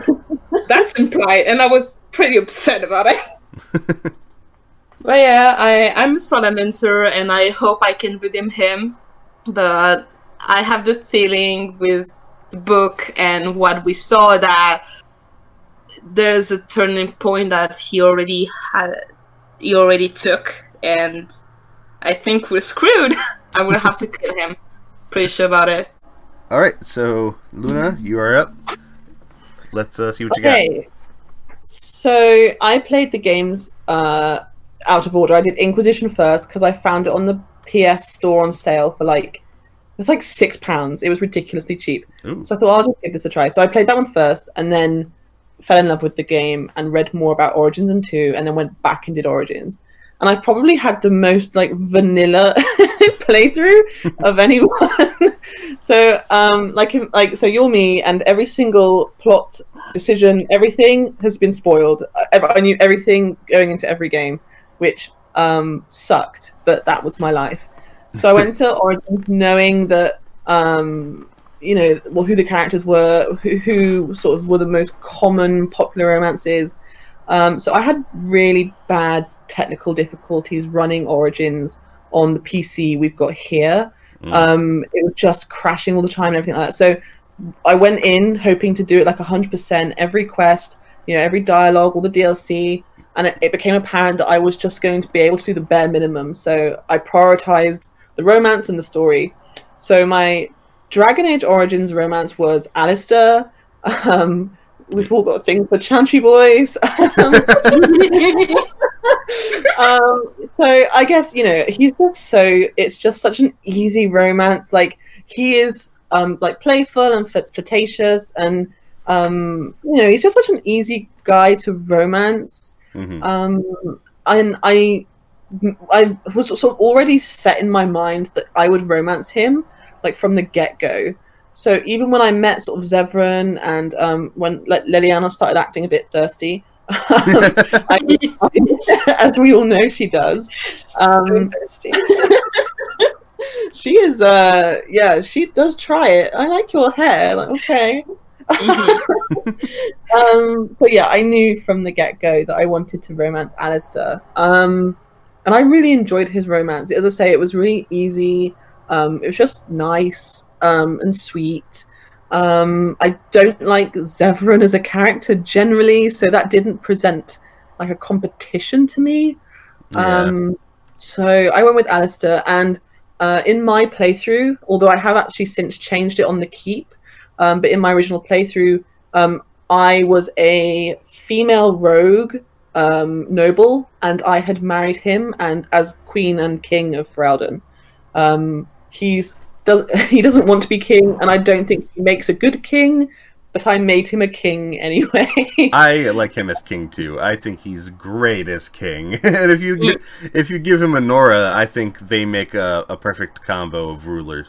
And if like he has the Warden, I think also because a Warden that he would marry would have to be a noble. So like I still think he would be okay. Like I would never make him king by himself. Yeah, he needs someone to help him. Yeah, he needs a strong woman. To like knock sense into him when he's being dumb. Yeah. Morgan. Because I think at some points we could argue that they are a little bit flirty with each other. Oh yeah. Yeah, definitely. Yeah, you could feel that tension. So get away from my wife. Get away from my boy. So this is the thing, like, I was romancing him, and then obviously the dark ritual decision is presented, which I actually don't think I knew about. And I remember thinking, like, wow, Morgan, I thought we were friends. And like, me and Alistair, like, a thing. Like, you just don't try it with another woman's man. And yet she was going all, I need to bed your boyfriend. And I was shocked. I was just like, I don't want this. I don't want to die, but I also really don't want you sleeping with my romance. But I did let her in the end because it's cool. You don't understand. I need the dick for the good of the world. I mean, look, maybe it is as powerful as we believe it to be. His romance scenes, I felt nothing personally. But maybe he has got a powerful tool. So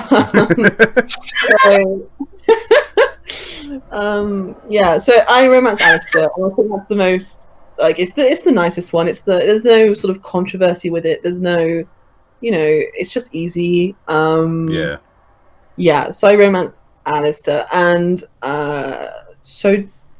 Dragon Age 2.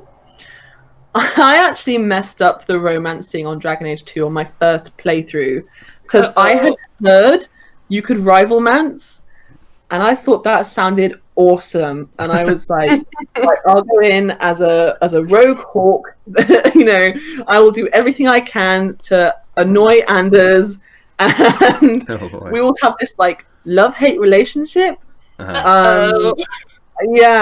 So that was the plan, and then I made errors of judgment in dialogue, and I completely missed the romance option that you have to hit to instigate his romance. And my first Dragon Age 2 playthrough, I had no romance, and as a consolation prize, I slept with Zevran. Because he like pops up, I think after the High Dragon, maybe? And he sort of pops up like, oh, hello. Yep. Yeah. Hello. He's like, hello. Something. Do you want to find a bush or something? At that point, I was just so annoyed that I'd lost out on the romance. I was like, shit, sure, let's go. They really missed out in Inquisition by not letting Zevran have sex with the Inquisitor, because then Zevran would just be hitting all the heroes. Yeah. That would have been a really good running gag. I would have really liked it. Well, if you have a romance Zevran, he actually will not offer that to you. Oh yeah, if he's romance. He better not. No, he doesn't. Like if you try to be like, why don't you and I go? He's like, actually, I have someone. Okay, bye. Yeah, that's cute. That's the cutest thing. Yeah, so my first Dragon Age 2 romance was in a bush. So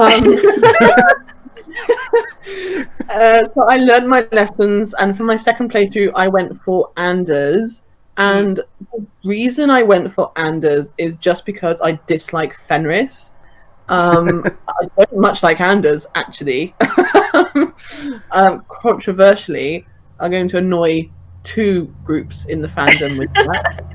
I agree with you as well, though. So I'm right there with you. Oh, I man. understand you too. I romance both of them, and I hate both of them, but I like them too. So I understand you.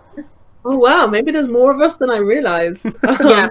Yeah. Like, I mean, Fenris, I was just, there's only so much brooding you can take, and I was like, I saved you from your previous owner. I've taken you around to see your sister, and you're still complaining. It's just like a lot of negativity, and when you've just come off an Alistair romance, someone so cheerful and casual, Fenris is kind of a downer. So, Yeah, for sure.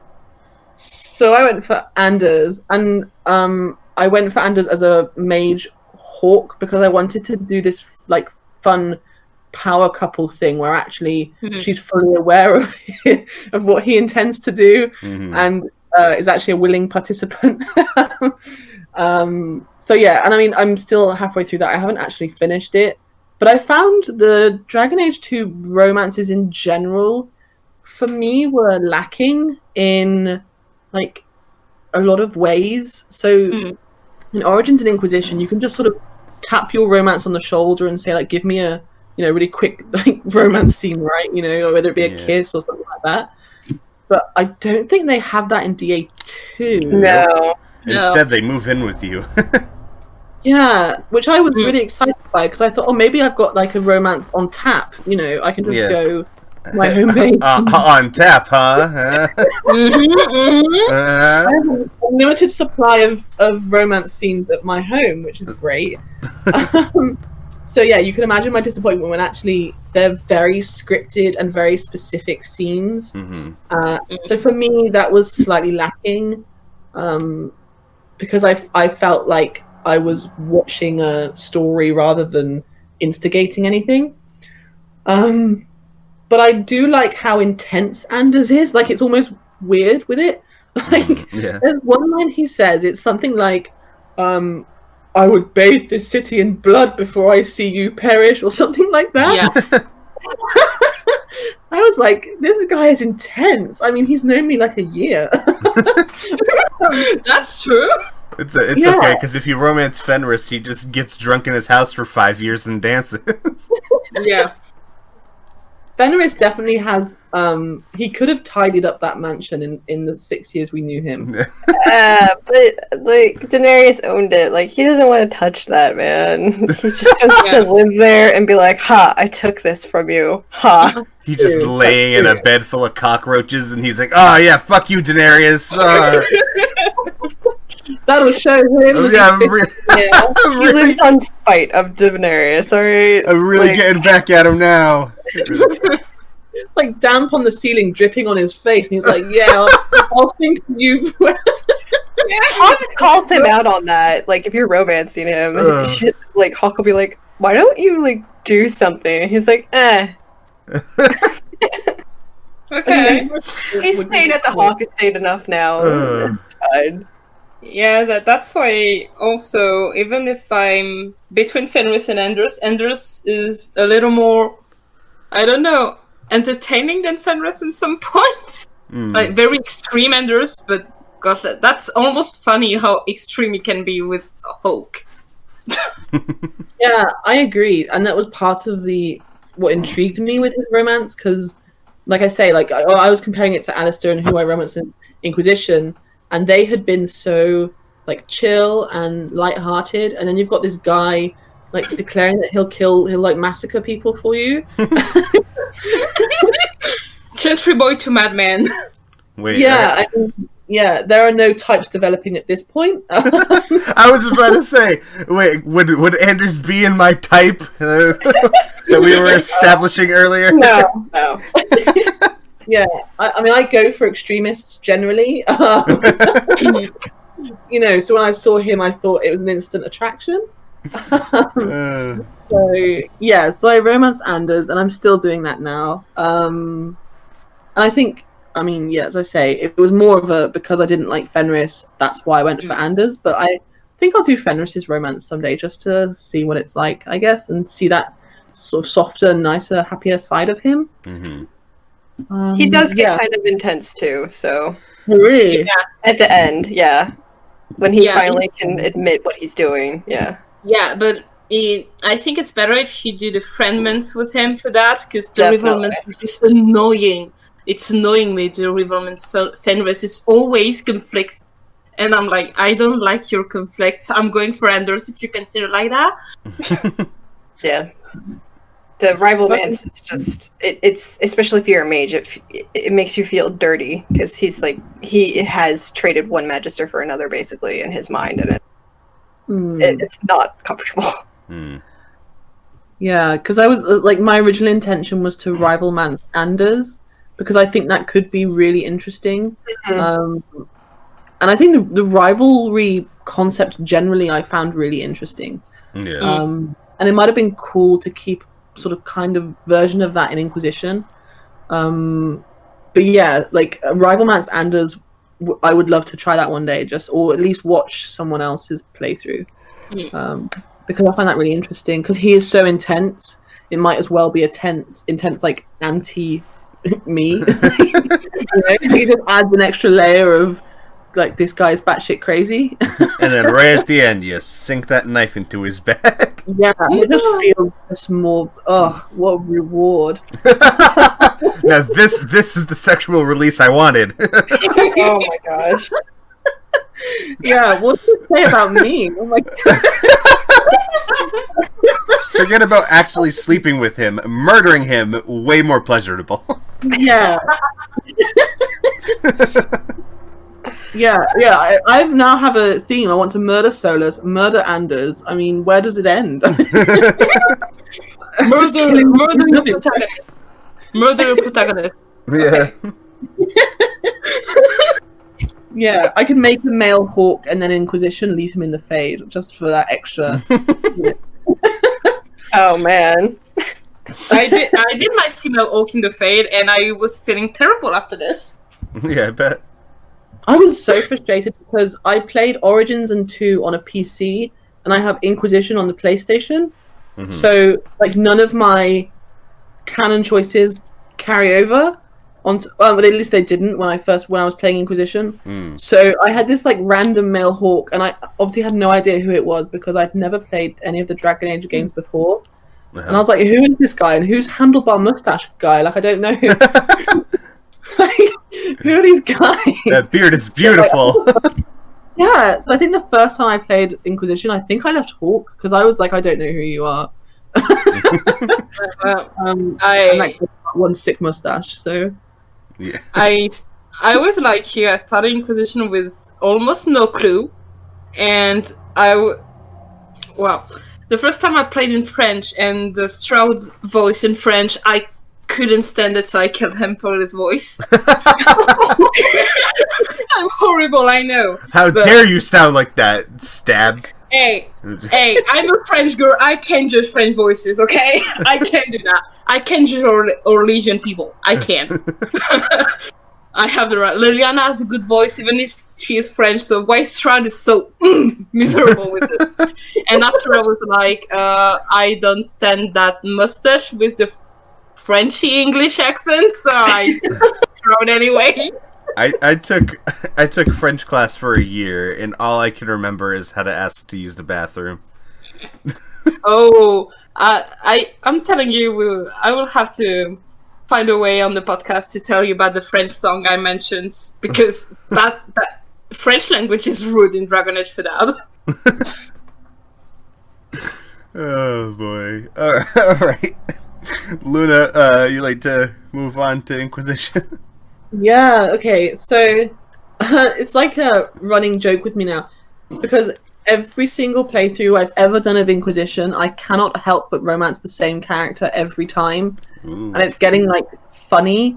So when I first played Inquisition, as I say, I didn't know anything about the world at all. I met this kind of patronizing, sarcastic elf. This really hot chick in armor and this dwarf, and I was like, that's interesting. and then I chose to you choose between the mountain path and charging with the guys on the ground, right? I know it's and I chose to charge with the army on the ground. Uh-huh. And then you sort of walk along with Cassandra, and then like from left stage on comes this this tall blonde guy who's got this wickedly smooth British accent. And he's like, "Oh, you've caused a lot of trouble getting you here." And I was like, I have to know every single thing about this guy. It's true. Yeah. And I was like, he's like amber eyes, this big furry. I mean, it gave me like Jon Snow feel, but with long hair. You know, Yeah. it gave this like he's like a Stark. He's got this like fur thing going on, and then as you finish that sort of cut scene, he's helping this wounded soldier with his arm around his shoulder, and I was like, oh my god, who is this guy? And then from then on, I'm not joking when I tell you I was obsessed. So my Dragon Age Inquisition romance every time is Commander Cullen. And do you know what's funny is that like I don't really have a type, but he is not my in real life type at all. Like I don't go for blondes. So you don't go for Chantry boys? The Chantry boys in my area are limited in quantity. I wish there were more Chantry. If they look like Alistair and Cullen, I wish we had more Chantry boys in the general population. Oh yeah. My boyfriend isn't here, thank goodness.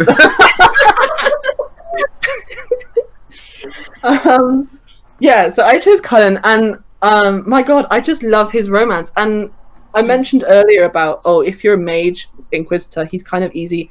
My first playthrough was as a mage, so I didn't realize he had all this mage background, what he went through in Origins, and then again in Dragon Age 2. So I went through as a mage first, and I've done like a rogue ever since, because I just prefer rogue in Inquisition. But I just love his romance. I think he's like this, like, to start with, he's this really awkward dork. Like, he's just useless. He's like fumbles over his words. He's all awkward and strange. He's like stuttering, and it's just, to me, it's really endearing to see someone, so powerful and strong just absolutely lose it. Yeah. Yeah, I mean, I love it. And so yeah, I was immediately drawn to this kind of awkward, dorky character. And then just like how his pixels move in a way that he does that smirk, and that smirk, people that have romanced Cullen know exactly what I'm talking about. I feel like I'm in the middle of a meeting of like 50 Shades of Grey, and I have no clue what's going on. Ethan, have you ever romanced Cullen? I've never romanced Cullen, no. Oh my! You should, because you wouldn't see his desk from the same way anymore. Oh no! That smirk is so great, because he's just so uncertain, and then at that moment he's finally like, "Oh, hey, yeah, I do got something." Oh god.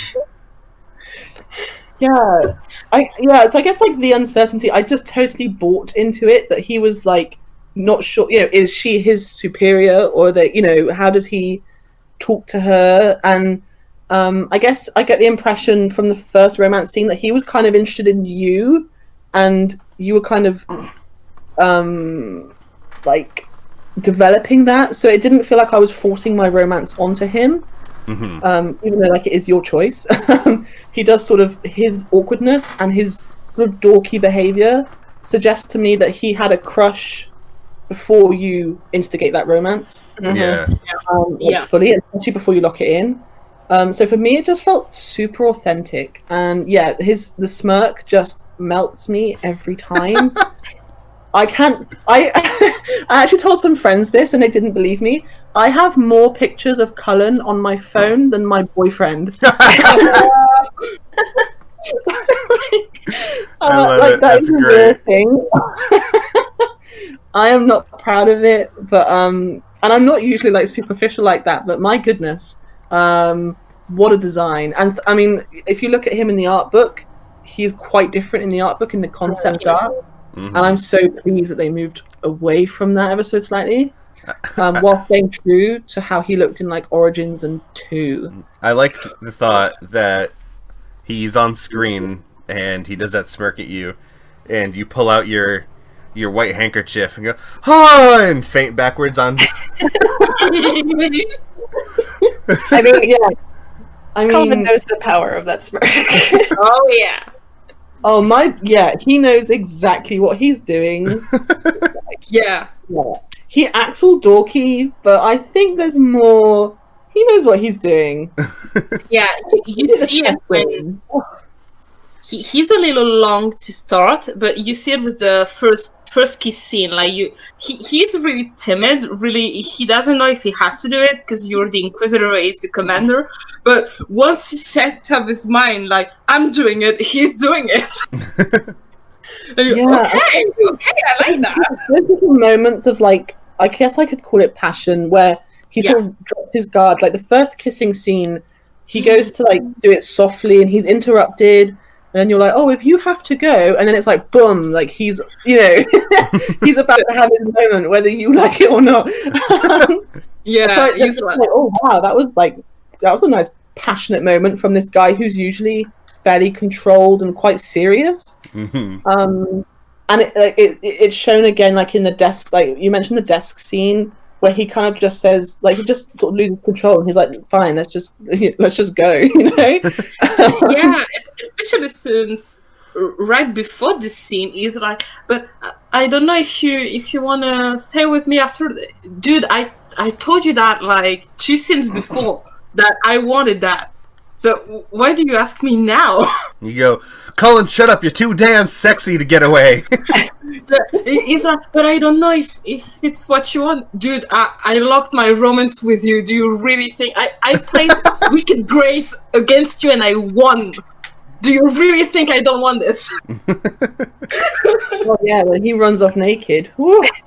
Yeah, even earlier in the game, like that first hint, like right after Haven falls, and you have that conversation where he's like, if you died, like that. Oh yeah.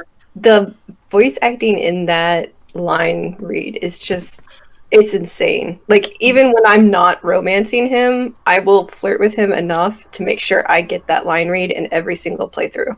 Yeah, you mean when so good. When they were talking about the secret passage? Mm-hmm. No, I'm saying like right after the fall of Haven, when you're first in Skyhold, the first conversation you have with him. Yeah. Yeah. And you also have this scene right before you tell the people to escape with the secret passage. Is that? But you that could one die too. out there, and you're like, yeah, but I have to do it. And you hear in his voice, and you can kind of see it with the animation of the character that is genuinely worried. He doesn't want you to die. It's not that he doesn't want the future Inquisitor to die, but it's the person. He doesn't want you to die trying to save everyone if it's for nothing. Mm-hmm. So that he's a sweet boy. That's why I think he has a crush on the Inquisitor no matter what. Mm-hmm. Agreed. And that's kind of cute. That's why I'm kind of thinking that's the canon default option, since we have a human female as canon Inquisitor in the default state. Mm-hmm. At least. Yeah, I mean that was part of the appeal as well, was that I didn't really have to work towards that romance. He kind of just like he almost instigates it, even though he's not supposed to. With those subtle like one-liners or the subtle smirks. So I found his romance was I just bought it. It just felt authentic. And I recently did a video that I've not uploaded yet, and I was talking about Cullen generally, and especially as a female Inquisitor, even if you're not romancing him, he is surrounded by all of these like powerful women who are very smart and very powerful and very capable, and he is quite happy to take a step back and let them do whatever they need to do. And I just thought that was really great. And every Cullen romancer will know the prayer scene, for example. Mm-hmm. Like, oh my god, like that was just so touching. And in that prayer scene, he says, "Oh, you know, like I must send you to Corypheus." Yeah. And he's not trying to say you must not go there or I will go in your place. Like he's not questioning the decision you've made or the destiny that you have. It's more like, I feel this need to protect you, but it's not in my control. So how can I help you? Yeah. So it was like having a guy protect me without smothering me, which I guess maybe it's reading too much into a Dragon Age love interest, but it just resonated with me. I just really loved that aspect of his romance. When are you gonna bring it to your boyfriend that you're in love with Cullen? When I did my first playthrough, I didn't know that he spoiler alert proposes in Trespasser. I didn't know he could marry him, and the audible squeal when his voice actor's like, "Marry me," and I made a noise I've never made before, and my boyfriend turned to me like, "You all right?" I was like, "He asked me to marry him."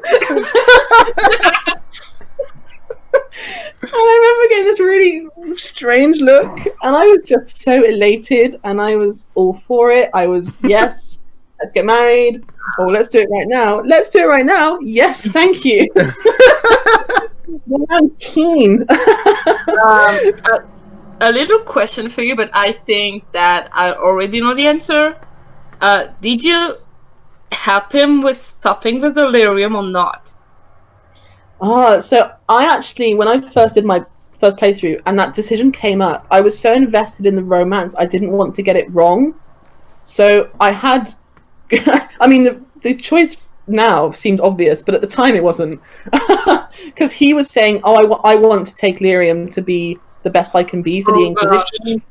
Oh gosh. And for me personally, I was like, "No, like you've done so well. You shouldn't take it." But I didn't know if it was more important what he wanted or what I wanted. So I did do a Google and I did read. I think there was one Reddit post that I think someone had commented like, "You would have to be insane to let him take lyrium." Yeah. And I was like, "Oh, okay." If you want a broken heart, do this. If you want a broken heart, do it. That's all. Yeah, so without really understanding why, I did not let him take lyrium. I said, "You're stronger than that, blah, blah, blah."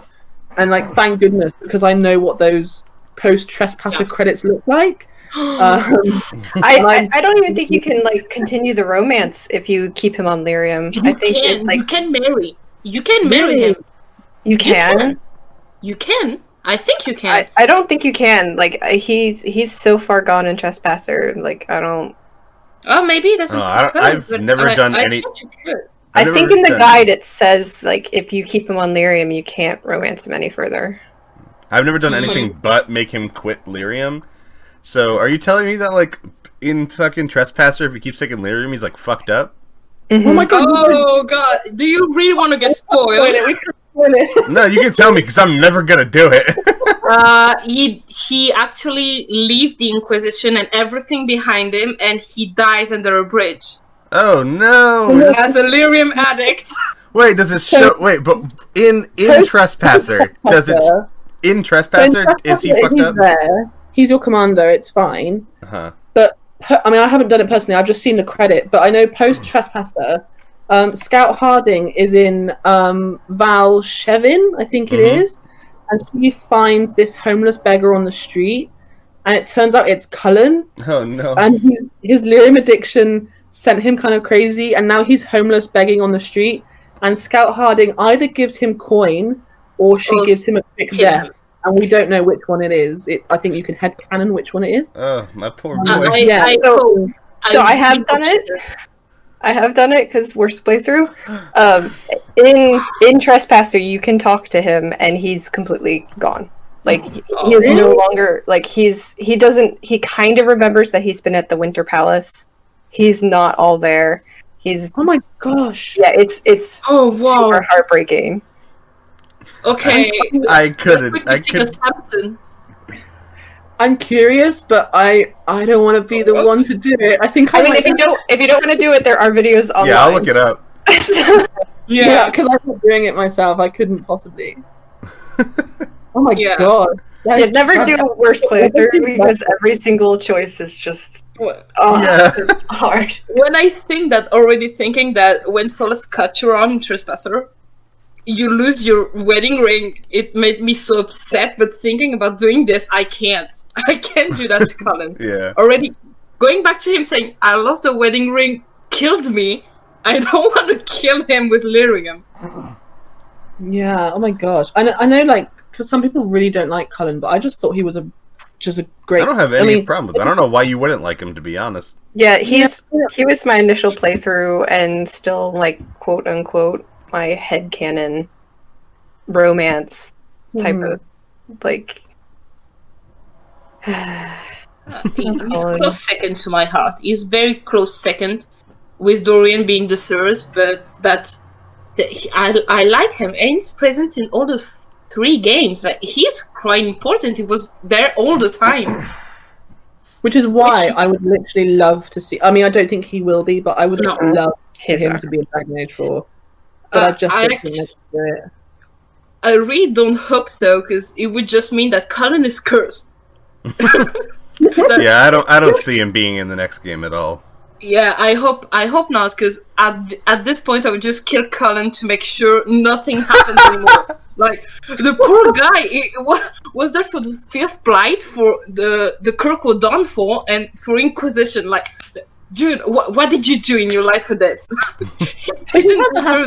Like, he ends up with your... Like, if you romance him, he's with you, and you've got little Mabari, and you're meeting his sister, and he's introducing you to the family, and you're, like, living in your house doing good deeds, and it's like that is just such a nice ending for him. I just wanted more. Like, I just wanted... I was not done with that romance in my head. I was like, right, and what happened to us next? Now, where's our 20 children? That's where fanfic comes in. That's where fanfic Right. Yeah. But yeah, that's still, like, across all the games, that was my favorite romance, and it continues to be.